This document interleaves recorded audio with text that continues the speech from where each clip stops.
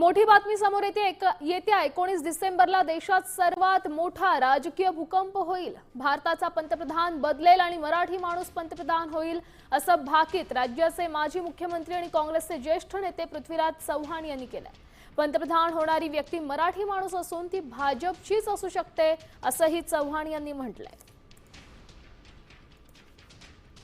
आपण पाहू शकतो 19 डिसेंबरला राजकीय भूकंप होणार असल्याचं भाकीत करण्यात आलंय। मराठी माणूस पीएम होणार असल्याचं सांगितलं गेलंय।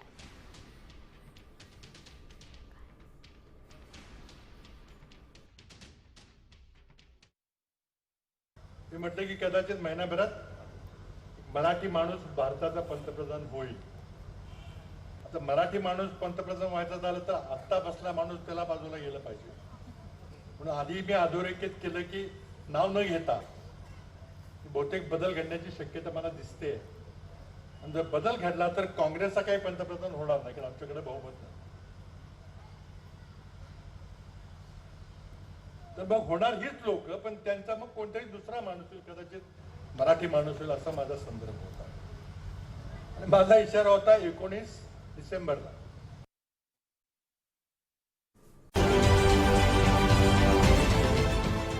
देश विदेशातील प्रत्येक घडामोडींचे लाईव्ह अपडेट मिळवण्यासाठी आता साम टीव्हीच्या सर्व सोशल मीडिया प्लॅटफॉर्मला लाईक, फॉलो आणि सबस्क्राईब करा। तसंच सर्व नोटिफिकेशनसाठी बेल आयकॉन प्रेस करायला विसरू नका।